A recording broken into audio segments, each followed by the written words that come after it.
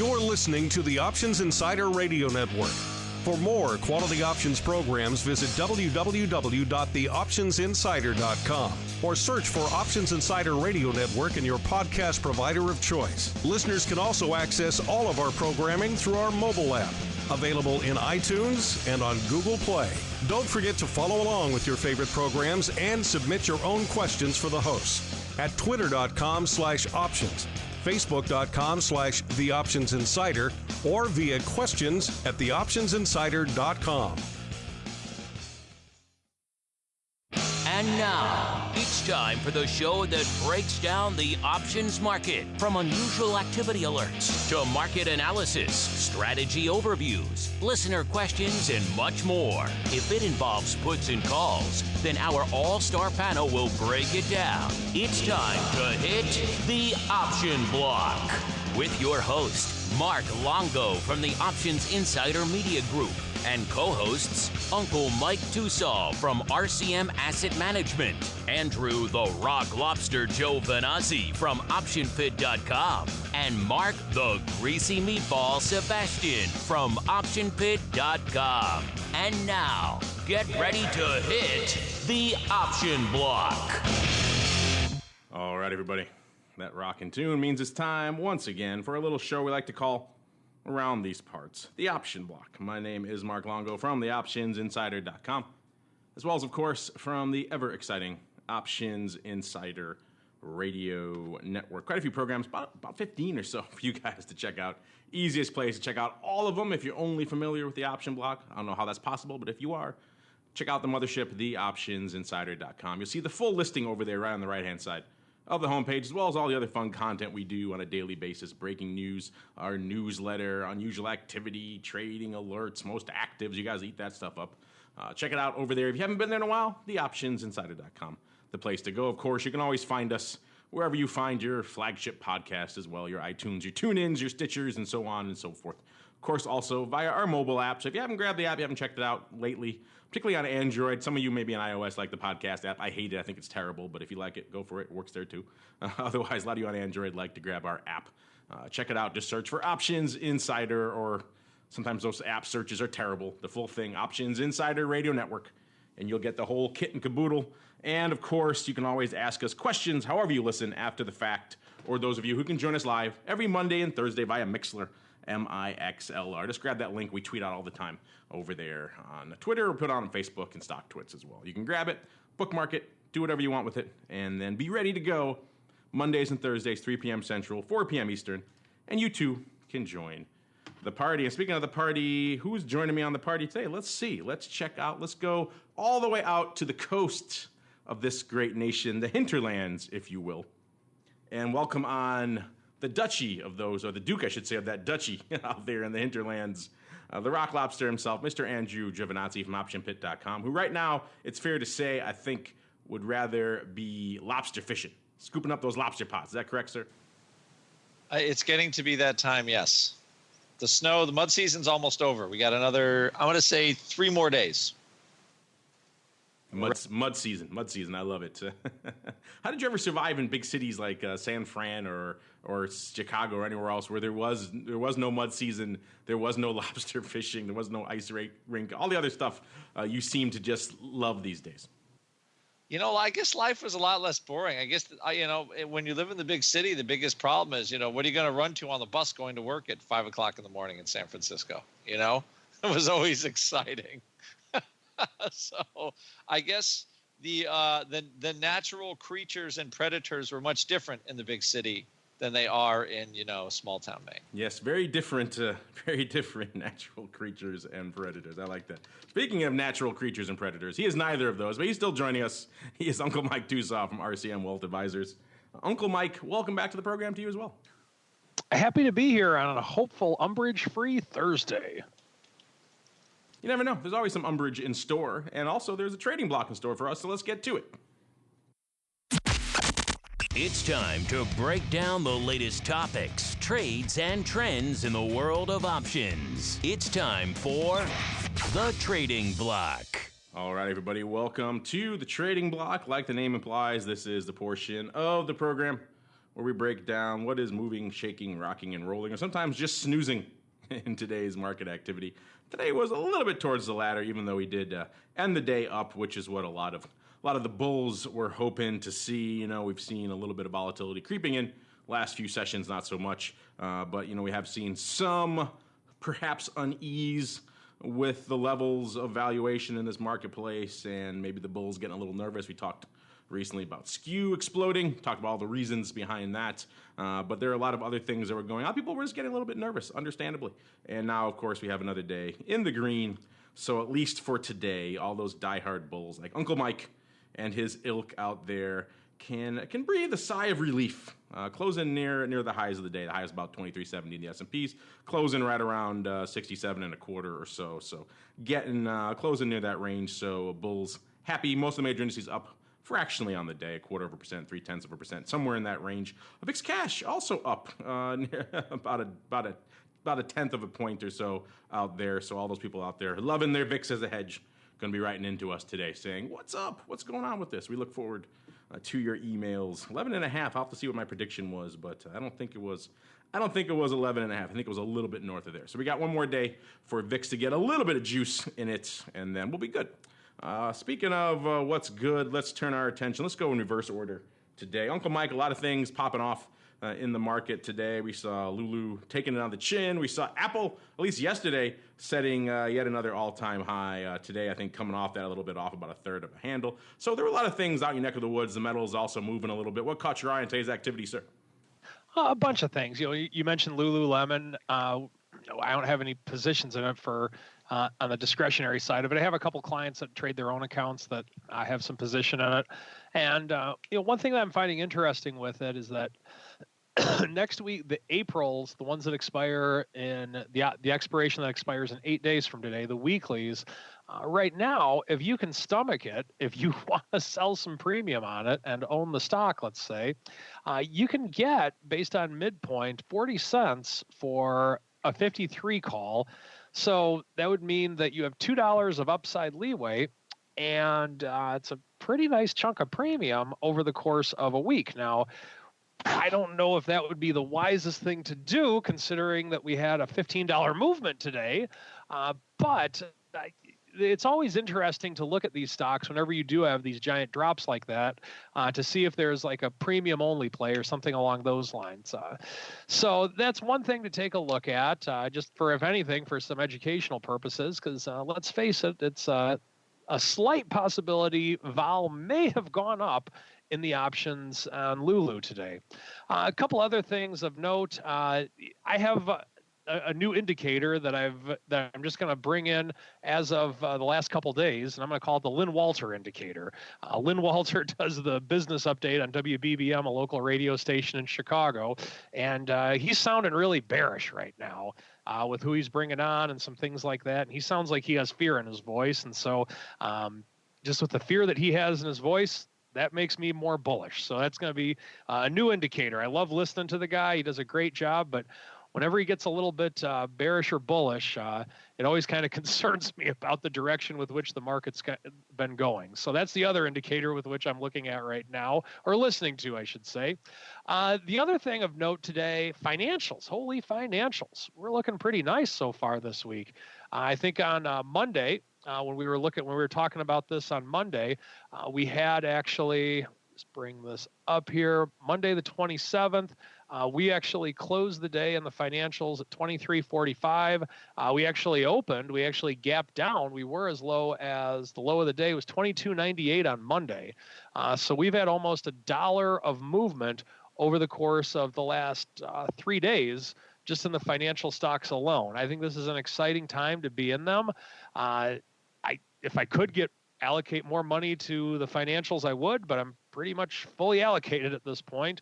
I guess there's always a little bit of money somewhere, but this is I'm about as stretched as I can be with client money in terms of our allocation. So that's another thing of note. The other thing over the course of the last week that I think has been driving up the market a little bit has been energy. The slide in energy that started, or the downward trend in XLE that started in early December, Looks like it may have come to either a screeching halt or to just a little bit of a recovery. Time will tell, and then it might continue to go down.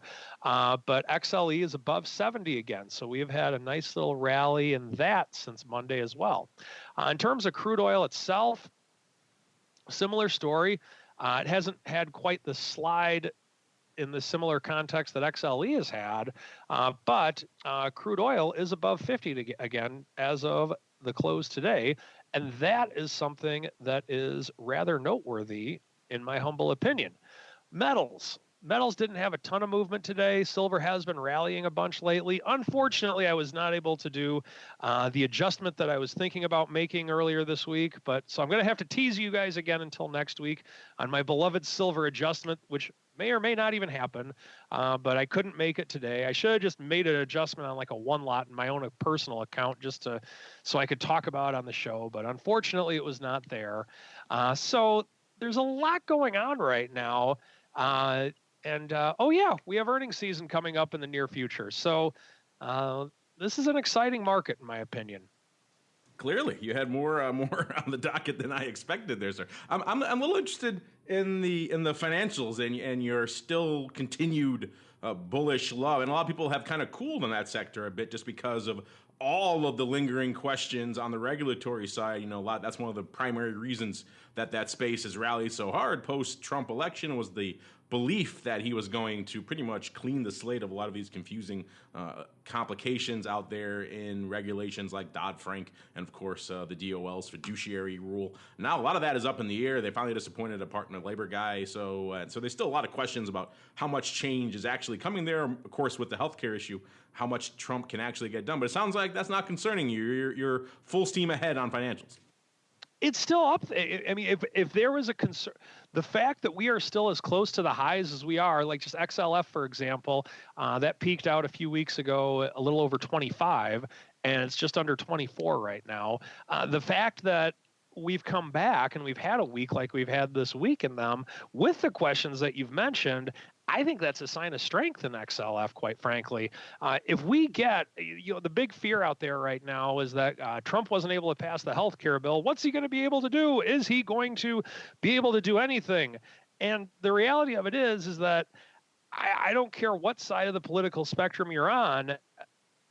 The reality is that I'd be very surprised if a Republican does not support some type of tax reform.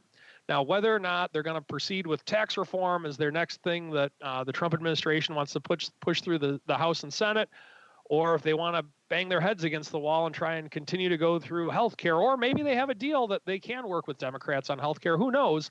But at some point, I do believe we're going to get some type of tax reform and some type of regulatory reform in some way, shape, or form, just because I can't see a Republican voting against that. So if that happens, the fact that we're getting these questions right now, if that actually happens, even if the bill isn't exactly what a lot of people are hoping for, even if we just get something, I think that's going to be, I think we'll go in rally home mode in XLF if something like that were to happen. Interesting. I like it. Getting a little contrarian on us out there, which I kind of like, bucking the conventional wisdom. Uncle Mike, always good for a surprise, including his surprise about pickles. And if you don't know what I'm talking about, look up the history of St. Charles. And you too will be surprised and perhaps appalled like I was. All right, moving on to the other coast. Well, not the other coast, the other side of the country, really, where we are joined by the ever-pining rock lobster, pining for his fishing and his lobsters outside of his windows. But I said nay to him. He must come on and talk all things options and volatilities. Let's start there. Mr. Rock Lobster, what was lighting it up in the old pit chat today? What was catching your eye in today's activity? What was catching my eye mostly was the discount long-term volatility is now. If you had to close your eyes and guess, what is the September future trading for in VIX? Go ahead, fast. Number. No cheating. I'm sorry, I was doing work here behind the scenes. What were you at? Which future? September. Oh, we played this game last time. We did March, and I was like a little bit off. So let's see. September, a little bit longer. I'm going to say it used to be about 2 3/4 points. I'm going to go around that level again, and I'm going to say, what are we at right now in the cash? It's about 11.5 or so, September right? Is 6 months away. That's true. That is a little more. I'll give it a little more. I'll give it 3+. I'll say what is it? I'll say 15 and a quarter, a little more. Oh, no. What? Tosaw. Well, I'll say 14. 14 is what I guessed, but I was muted. And so since I was muted, by the way, umbrage. So 14 and with a combo of umbrage for Longo. Oh, you guys. All right. So number one, the current VIX future is trading 13 in April. 13. Okay. 13. April. So September, end of summer, much farther away, is trading around 16. So there's only $3 in curve for that whole time. That is not very much. Hello, 13. Anyway, so yes, and there have been times when the distance in those futures have been as much as like $7 or $8. So it is not very much. Yeah, it's quiet period right now out there in futures time. It's something we've been remarking a lot on VolView. You should join us to talk all things vol. I was about half a point off there, so not too bad. Given it was 6 months out, and you're talking to me in the middle of all my running of live streams and everything else. So there's a lot goes on behind the scenes of the big cheer here, while you guys are prattling on about lobsters and futures and whatnot. No excuses on these radio programs. Just giving you some appreciation for the big cheer here, sir. A lot of knobs and buttons behind the scenes. You know, you're like the Wizard of Oz. You're moving this knob, you're moving that knob. Turning knobs, Gene's we're live running tweeting, around, bringing you cold frosted running beverages. streams. I know. I'm prognosticating futures in my head on the fly. All these things going at once, like a computer over here. It's crazy. Anyway, so the long and the short of it is, I just thought that the long-term futures, 60, just not very much for future premium is starting. What I think is starting to discount or settle in for a longer period of lower realized vol. So that was a conversation. That was a big thing in the pit chat. Also, what to do with oil? Yeah, that it jumped today. That was another. We had even people talking selling puts in silver. Ugh. So that was the kind of stuff that was moving around. Also, I guess Tesla's and SpaceX has a rocket launch, which might be good for Tesla tomorrow. Stuff like that. So it was, it was another day. And lastly, I think short term, the vol futures have also probably, it's not that they bottomed out because they're going to keep going down, but it seems like a lot of the fast moves are gone, which I think why, vol had a hard time going down today because it got so annihilated over the last 3 days. After a while, it just, nobody wants to sell it anymore. That's kind of what it felt like. So, but the rally in energy and banks, that's certainly enough to propel us higher because technology is kind of helping out as well. So, a lot of green today, a lot of green on the screen for whatever reason, the market still likes whatever's happening in Washington. And mostly what I can tell in Washington is not much is happening. There's a tremendous amount of noise, but it's hard to actually see that anything's getting done there. Like, for instance, the healthcare thing, a lot of noise, but nothing got done really. Your diehard libertarian streak just grows ever stronger in your isolation up there in the hinterlands of Maine, and your latent, nascent mistrust of Washington continues to grow. I have to salute that, sir. That is well earned on your front. Speaking of noise and just nonsense, your comment on Tesla made me think about this again. Seeing more of these headlines now with all these other issues coming up with Tesla not being able to make their supplies. Of course, a lot of these federal tax incentives that have been driving a lot of the sales of Tesla are going to start phasing out. People are not really aware of that. A lot of people out there buying these things, but they have a cap on these things, and they're going to start phasing out over time, sometimes very soon. And yet he's out there talking about hyperloops and Mars landings and everything else. You got to kind of wonder at a certain point, his PR team must be very tired because they're working 24/7, and B, just the volume of PR they put out on there on so many random and completely unrelated topics to what they should be doing, which is maybe focusing on maybe making those cars come out on time and actually work and everything else. It's kind of, I don't know. Has this been lightened? I know Tesla's a frequent offender in the pitch chat. Has it been lightening up again there of late? It is. I have a closet theory that it goes to 300 relatively quickly. It could be totally wrong, but just because it's just so close and there's so much talk, I think maybe that's where Elon Musk and Donald Trump get along. I think they kind of duke it out to see who tweets the most.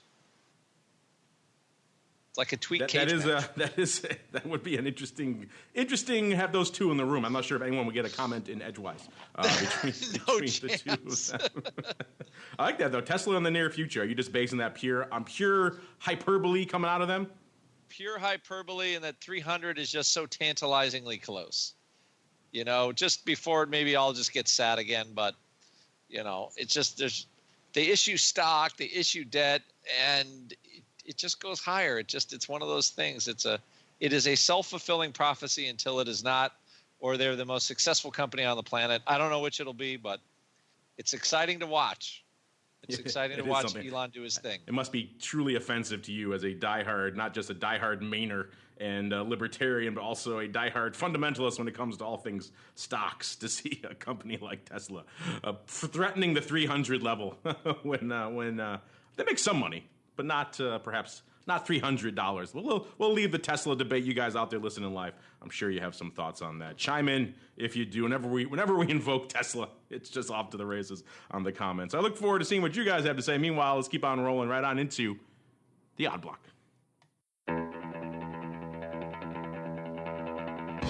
It's time to break down the most interesting, unusual, and downright questionable options activity that's been identified by theoptionsinsider.com. It's time for the Odd Block.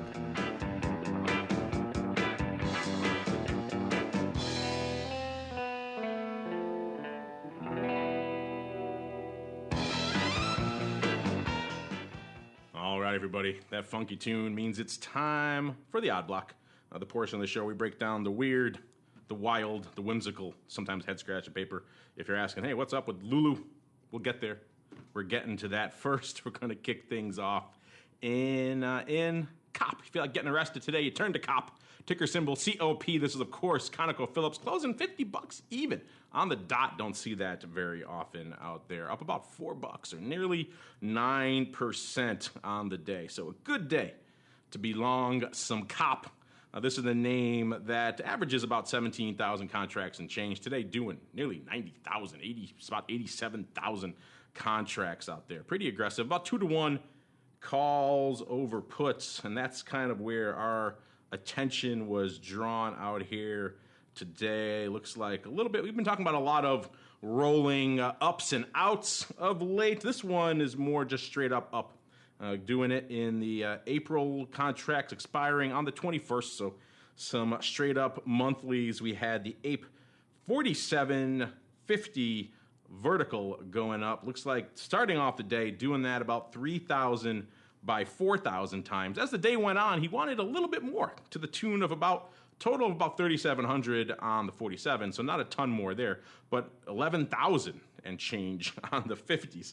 So clearly he wanted perhaps a wee bit more of those. Did that net for, he did it for 285 on the 47s and 84 cents on the on the 50s. Looks like paper selling those 47s and then coming up and deciding, I'm liking myself this 50 line. It closed at 50 even today. I'm going to pick up a few of those. Now I'm going to pick up a few more. I'm going to end up picking up almost 3x or even 4x what I had before on this. So our friend here, this is indeed closing on the 47s and opening on the 50s as it appears to be. Then it looks like our friend here liking himself the future of all things COP. This one up 2 blocks over there on the Philly. And let's look at the year that was, or at least has been so far out here in all things COP. And it has been vacillating around a wee little bit, getting down to around about $38 or so back in early April of last year before hitting a high back in December of this year around 53 and change. So it's kind of been in a nice little range there. Obviously, we're at the upper boundary of that, right around $50 right now, given, of course, today's $4 gap up. And our friend here deciding, sitting on some house money, obviously, if he was long those 47s. So today's pop looking pretty nice and deciding, another reason why we think this is a bit of a house money roll is usually when we see these, we see people, when they sitting on a little house money, they put a little bit more to work on that next leg. And that's exactly what we're seeing here today. Mr. Rock Lobster kicked things off Are you on board with this guy, thinking the party is just going to continue here forever in COP? It did feel like a little. When was the last time? By the way, I love picking symbols that you just get to run with during the odd block. That's my thing. Symbols. I try to. That's like a little special thing I do just for you, Mark, on the show. I feel the love. I try to give you a tasty symbol. I do feel the love. When you're not distracting me with future stuff while I'm trying to run the show, I do feel the love. I'm just testing. I'm testing your depth and your abilities after running 15 shows a week. For COP, when was the last time an oil company, like a major oil company, was up 9% in the last 4 years or 3 years? I'll tell you when, never. So, I think some guys in the chat room said they're selling their oil tar sands business or something like that. Usually when a major company is selling a major asset like that, it's kind of bottomy, I think. So an interesting tidbit for oil traders, but I guess they're getting enough money for it where it's making everybody happy. So I think the roll looks okay. I was trying to see, there is a little bit of open interest there in April. It's hard to believe they had that kind of exact roll and pin planned ahead of time. So I'm thinking it's kind of just they own them and then they're rolling them. And I believe it looks like there's a scramble probably for some folks that have some out of the money options that they thought were going to go out worthless. So I think they're taking their money though, and they're rolling up and they're trying to make a little home run out of it. They're trying to take their home run and make it a grand slam. Actually, that's probably more accurate. So. Yeah, they're already up on the 4,000. They're looking pretty happy on those 47s. But a trade like this, a bunch of them going up like 12,000 or close to it, contracts on the 50 strike, stock going out pretty much exactly at 50. This is going to set off a whole new wave of emails, Rock Lobster. This feeds into the perception that options are the mastermind of the stock market. And it forced it to pin exactly at 50, all this paper on the 50 strike today. So I welcome those emails as well. Keep them coming. I know you guys like to send them. Let's keep rolling into, let's just skip Lulu. Nothing really happened out there today. Kind of boring. Bit of a snooze fest. We all know they make see-through yoga pants, and nobody likes them. Of course, Lulu. I think the last part, nobody liking them, maybe turning out to be a little bit perhaps more accurate than they would wish today out here. Of course, Lululemon Atheltica Inc., ticker symbol Lulu, L-U-L-U, closing today, $50.76. If you're saying to yourself, oh, that's a lot lower than the last time I checked them, you're right. They were off about $15 and change, or nearly 25%. On the day. Let's see, how low did they actually get? Low of the day was right about, they closed pretty much 25 cents off the low. So yeah, not exactly a bullish sign. No recovery there towards the end of the day for Lulu. Just straight down, taking it on the chin. This is the name. It does about 12,000 contracts a day, doing about $250,000, or almost about 226,000 or so today. So a little bit shy of $250,000, but still active paper. Now, you might assume it's all puts, and you'd be pretty forgiven in that assumption, but it actually was fairly even. Actually, calls outpacing puts a little bit, about 1.2 to 1, about 125,000 calls, about a little over 100,000 puts going up out there today, which is a little surprising. Days like today, stocks cratering. Usually we see options as surrogates for the underlying, and everyone days like today, people just want to pile in and get short all the live long day, and they're just buying puts. Today, saw a little bit of mixed paper. We'll have to dig into some of those calls and see exactly what was up out there. But in the meantime, our eye of Sauron was drawn yet again, this time farther out, all the way out to Jan. Yes, Jan of 2018, where the 45 puts were what was lighting it up today, which is interesting. And usually a day like today, this is interesting for all kinds of reasons. It's a pretty sizable longer-term play, but also a day like today, usually everyone's flocking into the front month, getting their gamma, getting their deltas. They want to just get some downside any way they can get it. They're not really thinking about skipping out about a year or close to it and loading up on some long-term puts out there. That's exactly what our friend appears to have done. These were the Jan 45 puts, going up 2,000 of them to start the day for $3.35. As the day went on, about another 1,000 or so, total of about 3,000 on the day. Open interest, a paltry 288 contracts. So clearly, this is opening paper. Went up in 2 blocks over there. on the old ISE Gemini. Don't say that too often here on the show, but Gemini getting some love today. Appears to be what it looks like on the surface. Just straight up, someone wants themselves some long-term out-of-the-money puts here in Lulu, willing to pay about $3 and change to do that. So obviously, they're stopping themselves out right around the 42 strike and some change to the downside there. No stock of any significance went up with this. So this appears to be what it looks like on the surface, Mr. Rock Lobster. Straight up put love here for Lulu. If you've been watching Lulu for the past year, you know it's been a little bit of an interesting story. Hit a high of just about $82 back at the end of last summer, late August, and then it's kind of been on a bit of a downside tier, with the exception of earnings back in December where they popped yet again. They popped back up to about 72, almost $73. So it seems like things were doing well, and they were hovering around that range until again today. So Lulu, shall we say, prone to some dramatic moves around earnings. Apparently, a lot has changed, Mr. Rock Lobster, between December's extremely bullish outlook and then all of a sudden this quarter's, oh my God, the sky is falling. So I'm sure this was lighting it up in the pit chat today. What's your thoughts here on this long-term puts as well as just the frenzy that was Lulu today? Yes, we actually looked at that as an earnings play yesterday, and we declined to do it. And I'm glad we did, because it would have been craptastic to say the least today. I think Lulu is a victim of its own success. They kind of invented the yoga pants market, and now everybody does it. So it's kind of, I'm sure they'll be around, but maybe not at the multiple that they used to enjoy. So my next thing is, why would you buy? It's not why would you buy, but that is a very bearish put purchase. That's not a small amount of juice to buy in January, looking for a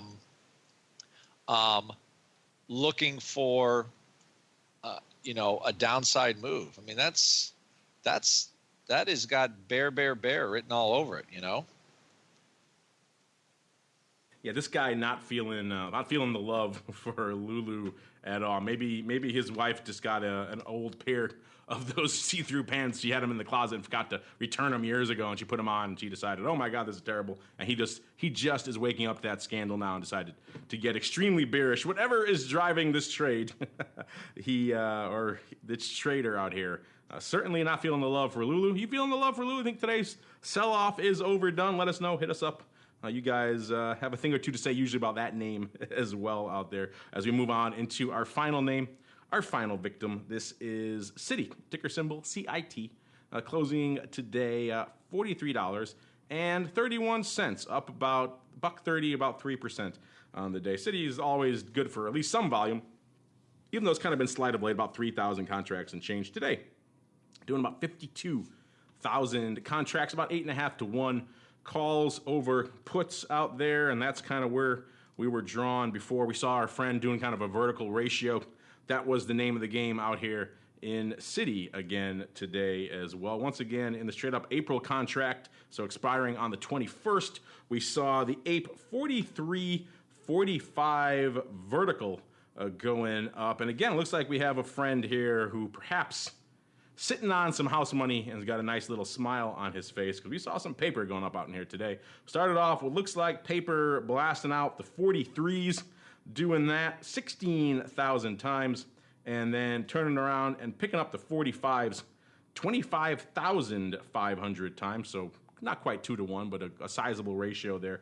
Doing it for $1.06 and 46 cents respectively. As the day went on, about 17, almost 18,000 total on the 43s, and nearly 30,000, about 28,000 on the 45s. So sizable activity here. Of note, there is some open interest, a wee bit, about 22,000 contracts on the 43s and only about 3,000 on the 45s. So this has a similar bearing, shall we say, to our first trade in the I block, where someone is saying wahoo at today's upside move, but he's not just cutting and running, he's coming back in, and he's coming back in for size, coming back in for more size, nearly 2x to what he had on before. So clearly he thinks the party is, and he's on the Tosaw train, he's thinking the party is not over here in Citi and perhaps some related names. Look back at the year that was out here in Citi, hitting a low right around the 30 handle. So actually a little bit lower than that in June. It got down to about 28.70 or so back in midsummer last year. Then, of course, the really started taking off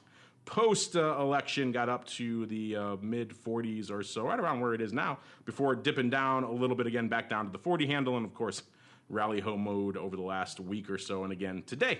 And our friend here saying thank you very much on his 43 strike, but coming back again for some more 45s. Mr. Rock Lobster, take us home. Bit of a trend here in the I block today, keeping the love alive, keeping the party going, and doing it for size, this time in city. Do you know a famous person once said options level bull market? Yes, I believe it was, wasn't it the Ponzi way back in the day before options were invented? No, I thought it was me, but I also kind of, Ponzi, tomato, I don't know how famous I am. However, yes, bull markets like calls, and people are taking their dollars, and instead of going out and buying a new Ferrari, they're buying more calls. So I find that symptomatic of bullishness, and we haven't seen it for a while. We haven't seen the multiple house money rolls. Like, one thing in usual activity, you see kind of trends, but it's definitely been more of it. And there's even though the financials are off their highs, like Mr. Tosaw was saying, there's still a lot of happy in there, and economic growth and higher interest rates are good for banks. So until that changes, which could happen at any moment if some dumb bureaucrat does something stupid, but until they do that, onward and upward. But I think it's a house money roll, and somebody might buy themselves 2 Ferraris after this. The really nice ones too. Yeah, we got two smiling winners out here. Remains to be seen if the money they put to work on the second leg is some bad money after good, or if they are a little bit more savvy than it seems. We shall see. Meanwhile, time for us to keep on rolling. It's Thursday. It means it's time for Uncle Mike to take the reins with some strategy block. It's time to dispense options, wit, wisdom, and education. It's time for the Strategy Block. All right, Mr. Uncle Mike. It's that time of year. The tax man's coming. Everyone's scrambling to get their final paperwork in order for the deadline, at least here in the U.S., of the 15th. Of course, that also means it's coming to the end of the IRA investing season. We get a lot of questions around here about IRAs and options. There was a question there for a while whether they would even still be legal. That at least has been tabled for the time being. Of course, that all could change with the snap of a finger, the stroke of a pen, all this regulatory reform that's coming up. But for now, it seems like it's safe, at least for the time being. So regale us, sir. I think it is time to discuss options and IRAs and deadlines and all that other fun stuff. It's funny. I was just chatting with Andrew a little bit ago on the live chat, and I'm sorry. And we were talking about all the umbrage we were going to claim against you, but that's another story. But we were also just talking about IRAs and options. I'm thinking, if they ever did ban IRAs and or options and IRAs, I think I'd have to pursue a career as a football coach. I don't know what I would do, because my whole career is just so based upon taking advantage of that edge that you get by being able to use options within an IRA. So it would be a heavy blow to the Uncle Mike business, I think. You couldn't put on your business card anymore. I'll roll your puts for you. What would you do? Like I said, I'd have to go pursue a job as a full-time football coach, I guess. I don't know. So maybe I'll come out of retirement and see if I can be the first NFL player to come back at the age of 40 who wasn't able to make it at age 22. They'll make a movie out of me if I could pull that off. Maybe that would be what I would do. So anyway, what I want to go over today is it is IRA season, and you do have a couple of weeks until the tax deadline till you can put in your 2016 contribution. But I want to go over a couple of basic things so that way we can go into this pretty well informed. Now, for some of you, you do not qualify for a Roth IRA because you make too much money. But for those of you that do, there's always that question, should I do a Roth IRA or should I do a traditional IRA? Let me explain the advantages and disadvantages of both of them.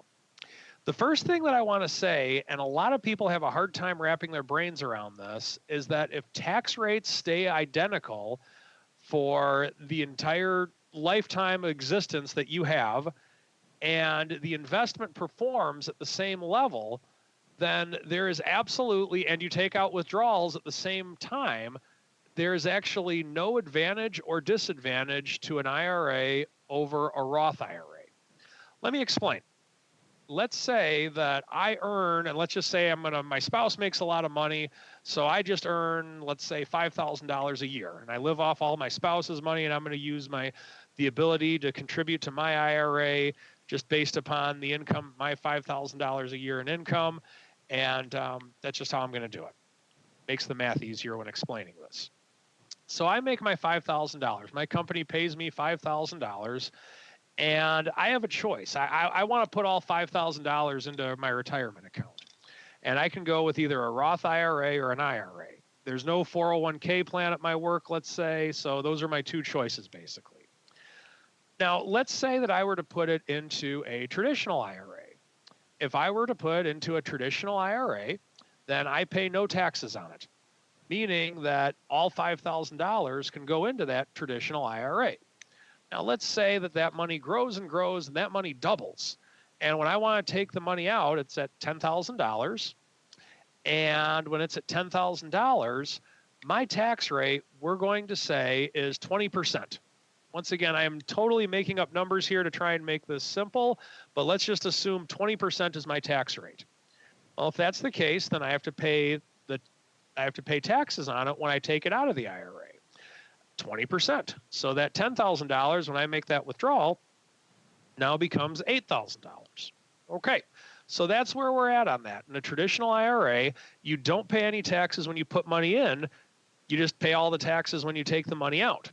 Now, there's a couple of other intricacies to it. You have required minimum distributions. You have a bunch of other moving parts to this. I want to keep this simple for today so we can get into how this can work with options. Now, the second choice would be a Roth IRA. Now, let's say that I make $5,000 and I decide I want to go the route of a Roth IRA.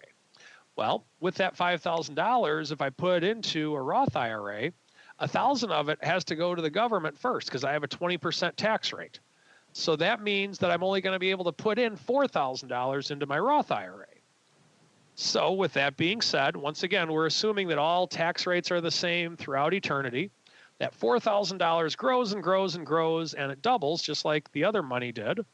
And it's now at $8,000 when I take it out. Now, a Roth IRA works in that you don't pay any taxes when you take the money out. So you put the money in, and the money grows and grows and grows, and you don't pay any taxes on it when you take it out. So when I take the money out, I have $8,000, but I don't have to pay any taxes on it. That's the exact same amount as was in the traditional IRA. So the question often becomes, should I do a Roth IRA or a traditional IRA? My answer is both. So, and here's why. You need to have the right ratios based upon your true retirement plan. So for example, let's say that you own property. Most people who are older or who are going to be older do own property. And the sad truth of it is that you're probably going to pay property taxes on your property. I don't know anywhere that doesn't pay property taxes except maybe out in the woods of Maine. But with that being said, if you have to pay property taxes, you won't get taxed twice on it. So let's say that you want to have a portion of your income put away so you're going to pay property taxes when you're 75 years old every year. Well, by doing that, you get to deduct the money putting it into the IRA, but let's say you take out $5,000 to pay your property taxes when you're 75. Well, you pay your property taxes, but that money's not taxable to the federal government. So by doing that, you kind of get a little bit a double deduction, kind of. So that's why I think it's important to have some money in a traditional IRA for that reason. Same concept would hold true with giving to your church, with paying mortgage interest, and any other deductions you may have for other reasons. So I think it's important to have a traditional IRA just to kind of earmark your savings for things like that. Now, let's say that you want to travel with your money. Well, unfortunately, that's not tax deductible. So with that, maybe you want to have that, or buying groceries, or buying a car, or paying for presents for the grandkids. You want to have that money there's nothing deductible on it. Well, with that, you may want to pay the taxes now, and then that way you don't have to pay taxes on that money when you take the money out of your Roth when you retire. So I think there's a place for both of them, and each person needs to have either you need to go through it yourself or have a financial advisor who knows what he's doing kind of look at this for you to determine what ratio is best for you of how much to put in the Roth versus the traditional. Now, how does this apply with options? I think the Roth IRA is a wonderful tool to use with options. Let's say, for example, and I've talked about my simulated index concept on this show a million times. It's not my concept. It's been going on since the options have been invented, quite honestly. Let's say normally you were looking to have some exposure to the market, and you have $100,000, 90,000 of it's just in a regular brokerage account, non-qualified, non-IRA, 10,000 of it's in a Roth IRA. Well, let's say you want to have as much market exposure as possible within the Roth, because let's say that you're bullish and you believe the market's going to go up throughout time. Well, a way with which you can do it is to be more aggressive within the Roth IRA, let the money grow and grow and grow at a higher rate, and then with the $90,000, put into something boring. Put into a life insurance policy, an annuity, or maybe some muni bonds or something that, or maybe a tight silver collar or something that's very boring, to where you know that the following year, if it doesn't go so well for you, you can either make more of a contribution and reallocate, or if it does go well for you, all of a sudden the power of compound interest in a Roth IRA where you have to pay no taxes when you take money out, that's a pretty good thing. But you have to be prepared to manage this in such a way to where if you have a bad year, then you can recover from it, or you have a plan in some way, shape, or form. So, guys, an IRA is a phenomenal tool to use, especially if you have the ability to use options. I have one client who he has about $150,000 a year of discretionary income that he just invests, and we max out his IRAs. We put the rest of it into boring stuff, and because his tax bracket's so high, a good chunk of his gains come within an IRA, and it's been a very beneficial thing for him.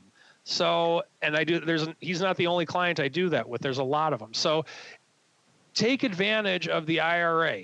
And if you have if you're self-employed, if you can do a SEP, a simple, or your own 401k, make sure that it works best for your plan. But I'm just telling you this, it can be a phenomenal tool. And if you have any questions on it, I know a great guy who can help you with it. And that is the IRA strategy of the day. And the guy, of course, would be Andrew, who handles all his IRA business over there. So hit him up at Option. I'm just kidding. Uncle Mike over there at RCM Wealth Advisors. Now we're coming up to the end of the show, so let's keep on rolling right on into our final segment, Around the Block. It's time to tell you what we'll be watching on our trading screens until the next episode. It's time for Around the Block. All right, everybody. Let's before we get into what we're looking for the rest of this week, Uncle Mike did allude earnings season is rearing its ugly head again in the near future. So if you're excited about that, it's coming back your way again. Before we get to that, really quickly, a quick rundown of what's been up on our broker madness. We're coming down to the wire. We had our final four kick it off earlier this week with our first battle of Option House versus Trading Block. An interesting combo. I'll let you two guess, because I'm guessing you didn't look at the notes, so you didn't cheat. Let's start with you, Mr. Rock Lobster. Who do you think won Option House versus Trading Block? I'm going to say Trading Block is the new kid on the block. Interesting, picking Trading Block and also sounding like you're out there fishing right now in a boat or something. And Mr. Uncle Mike, what are you picking, Option House or Trading Block? I'm going to go with Option House. I think that they have a big following on this network, but I'm going to say it was very close. I don't have the exact results, but it was Option House. And I do believe it was, I'll have to check if it was a fairly contentious one, but Option House did pull it out at the end of the day. And right now, we have two sides of the same coin. On the other side in our final four was E-Trade versus Lightspeed. The little engine that could here in our broker madness keeps taking on Leviathans and one by one taking them down. So far, that battle just starting off not that long ago. What do you think? Let's start with you. Go backwards, Uncle Mike. Lightspeed versus E-Trade. Who's winning? Lightspeed all the way. Interesting. And you, Mr. Rocklash, I'm guessing you're going the same way. Well, you are correct so far. If I can get you the exact numbers here, let's just say Lightspeed is smoking E-Trade. 81% so far in for Lightspeed. So Lightspeed taking it to E-Trade. You got about a little bit less than a day left, listeners, about 17 hours. So if you haven't played yet, at Options on Twitter is the place you want to go. Looks like it's shaping up right now to be Lightspeed versus Option House in our final battle here, unless E-Trade can step up to the plate and mobilize its community to start fighting back. We shall see. But right now, Lightspeed taking it to them. If you agree with that, vote. If you don't agree with that, come in and vote too. Either way, you can vote and make sure you retweet and like and all the other fun stuff, because that's how you get registered to win fabulous prizes. Like, of course, the Rock Lobster setting up a Roth IRA for you in person in your house. We'll send them out to you. I'm just kidding, of course. We will not do that. He will pay for it himself. As we keep on rolling with our segment here, let's kick things off. Uncle Mike, what are you watching for the rest of this week, sir? I got to see some numbers. I'm definitely a bull, but would like to see a little bit more of a breakthrough before I become a more serious bull. That's it, huh? After all your love for the financials, you're still a little dubious on the market as a whole? No, I mean, I want to see a little bit more confirmation, but overall, like I said, I'm a bull. I am still a bull, but I want to see a little bit more of a breakout to where I can be a jumping crazy bull like the ones that chase people in Spain. Well, there you go. Jumping crazy bull. We had that for a little while. He may have just run out of steam. You got to take a breather every now and then. So maybe he's just taking a breather, and maybe he'll be back goring with his horns again very soon. Meanwhile, let's keep on rolling into the Rock Lobster. What are you watching for the rest of this week, sir? I am watching, again, this longer-term vol to see if it can continue to tick down. The market keeps discounting the possibility of any forward activity. And again, seeing if Tesla has any of these announcements, even if the bevy of announcements can do actually more for the stock price than it's already done. And if this thing with the oil stocks is for real and lasting, those are the questions on my mind. There are many questions I have about what's on the Rock Lobster's mind. We'll have to get to those on another show, though, because that music means we have come to the end. We had another epic journey, a foray through the world of options. We kicked things off talking about all things Apple and Uncle Mike extolling his love for financial names. And, of course, VIX then checked in later with, of course, Lulu taking it on the chin, even though the calls apparently were active than you thought, as well as ConocoPhillips and good old Citi. A lot of vertical house money rolls going up here today, so keep an eye on those names if you have some interest in those underlines, because some big money going to play there, and also making some big money out there if those that open interest is to be believed. Then, of course, we got into your votes. If you haven't voted over there, at Options on Twitter is the easiest place to do it. You can also vote. You can do write-ins on Facebook and StockTwits and stuff. That's a little bit more laborious. The main, easiest way, head on over to Twitter. Click on who you want or who you don't want, whichever one you want to go for. Vote for or vote against, just vote. And then you can make your name heard and maybe win some fabulous prizes. And, of course, we wrapped it all up as we are wont to do, but we're not done yet. We go back around the horn one last time. Check in with my cohorts, my partners in crime, see what they have cooking that may interest you. There's always something interesting up their sleeves. Let's start with Uncle Mike. It is your hot, busy time of the year, rolling all those puts and IRAs and whatnot, sir. So what do you got cooking for our listeners? Hey, if you got any IRA questions or anything on financial advice in general, feel free to give me a call, 312-212-3531, or shoot me an email at mtosaw@rcmfs.com. Gotta get Uncle Mike on Twitter, then he too can join the Twitter party. See the live comments flying back and forth here on Twitter as the show goes on. People actually can reach out to him on a platform from the 21st century, which would be nice. All right, and Mr. Rock Lobster, man who's also not too active on Twitter. Oh, he's getting better. Mr. Rock Lobster, what's cooking in Land of the Pit, sir? What is cooking in Land of the Pit? We'll have our masterclass on selling volatility after Easter. That is our biggest event. Besides just checking out our live chat room, we look at trade ideas every day, and and do some option learning. That's what we do. There you go. Get your learning on. Head on over there to optionpit.com. Click around, maybe read their blog. Maybe you sign up for their pit chat, and you can spend your days listening to the lovely voice of the Rock Lobster talking about Lulu and Vicks and all sorts of other fun stuff. Over there, join the crazy crew they got rolling over there in the pit chat. They are crazy. An intriguing bunch, to say the least. And on behalf of the Rock Lobster and Uncle Mike, and indeed myself, I want to thank all of you out there in the listening audience for downloading and streaming and subscribing to the show. And, of course, for also joining us live. We love you guys, too. And we'll see you next time right here on the Option Block.